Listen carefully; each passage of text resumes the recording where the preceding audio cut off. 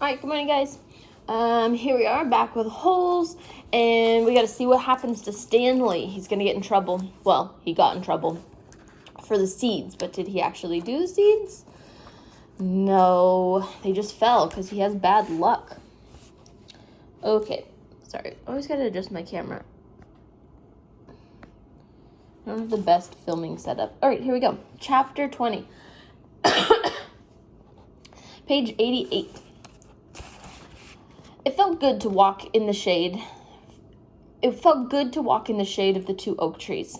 Stanley wondered if this is how a condemned man felt on his way to the electric chair, appreciating all of the good things in life for the last time.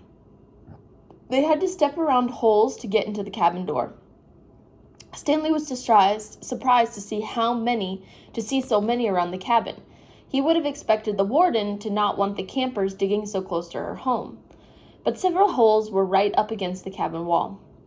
The holes were closer together here as well, and were of different shapes and sizes. Mr. Sir knocked on the door, and Stanley still held the empty sack. "Yes?" the warden said, opening the door.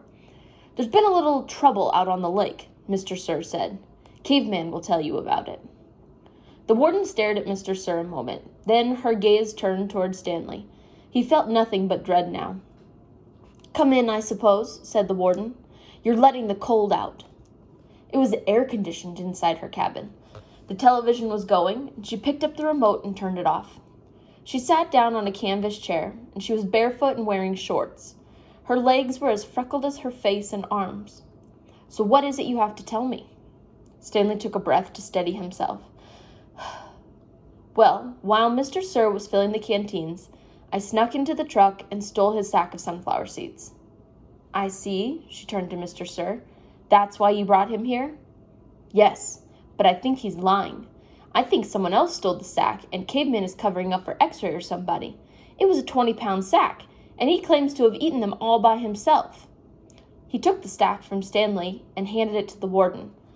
"I see," the warden said again. "The sack wasn't full," said Stanley, "and I spilled a lot. You can check my hole." "In that room, Caveman, there's a small flowered case. Will you get it for me?" She pointed to the door. Stanley looked at the door, then at the warden, then back at the door, and he slowly walked toward it. It was a kind of dressing room, with a sink and a mirror, and next to the sink he saw a case with a pink rose on it. White with pink roses. Oh, I can't read. It was white with pink roses. He brought it back to the warden, and she set it on the glass coffee table in front of her. She unclasped the latch and opened the case. It was a makeup case. Stanley's mother had one similar to it. And he saw several bottles of nail polish remover, and a couple of lipstick tubes, and the other jars and powders.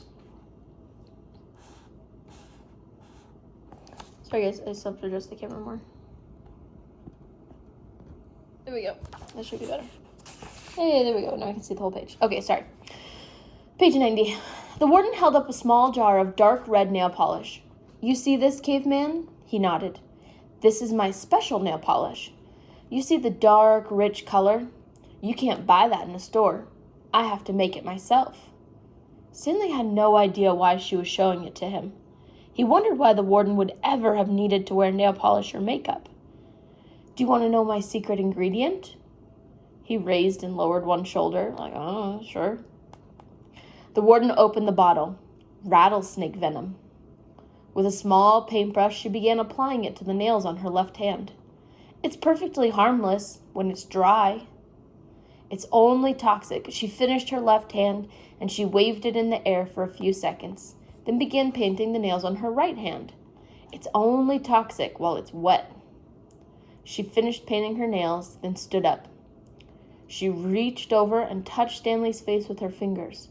She ran her sharp, wet nails very gently down his cheek, and he felt his skin tingle. The nail in her pinky just barely touched the wound behind his ear, and a sharp sting of pain caused him to jump back. The warden turned to face Mr. Sir, who was sitting on the fireplace hearth. "So you think he stole your sunflower seeds?" No, but he says he stole them. But I think it was... She stepped toward him and struck him across the face. Right? She smacked Mr. Sir. Mr. Sir stared at her. He had 3 long red marks slanting across his face on the left side of his face. Stanley didn't know if the redness was caused by her nail polish or his blood. It took a moment for the venom, the poison, to sink in.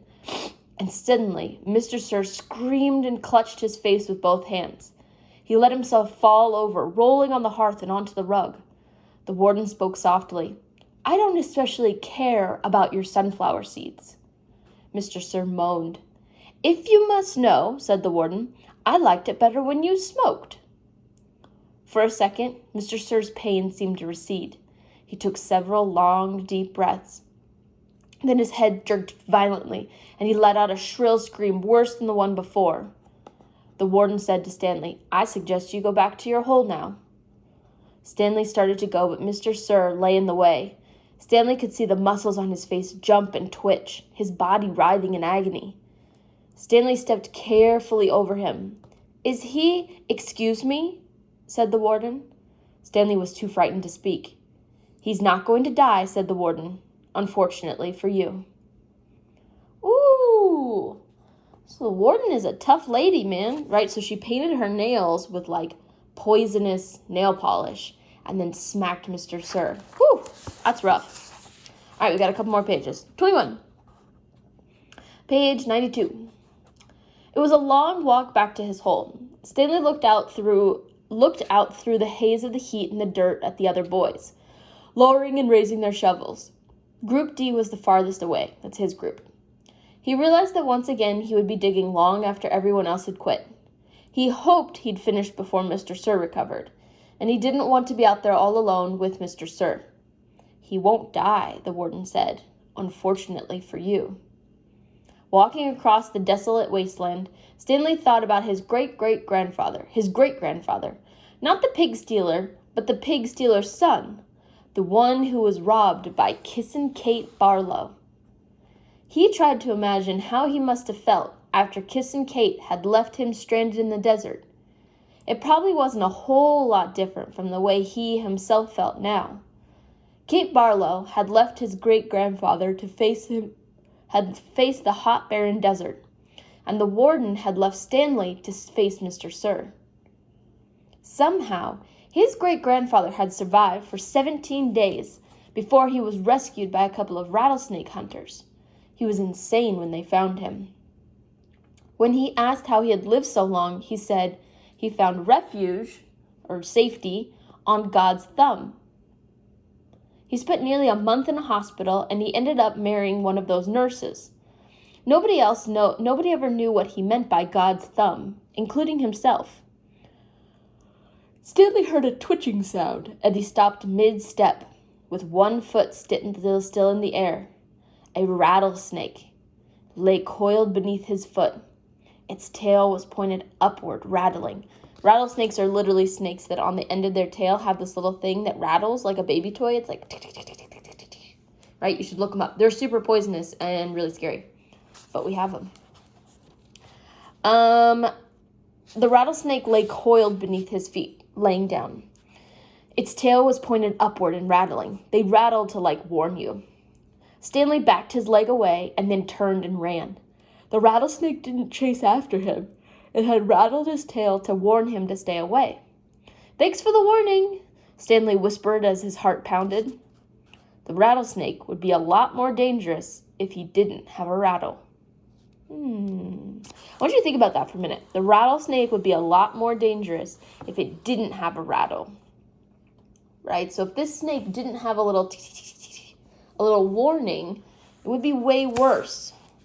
Can you think of other things in life that would be worse if there wasn't a warning? Think about it.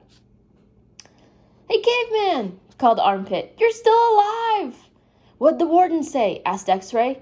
What did you tell her? Asked Magnet. I told her I stole the seeds, said Stanley. Good going, said Magnet. What'd she do? Asked Zigzag. Stanley shrugged one shoulder. Nothing. She got mad at Mr. Sir for bothering her. He didn't feel like going into details. If he didn't talk about it, then maybe it didn't happen. He went over to his hole and to his surprise, it was nearly finished. He stared at it, amazed.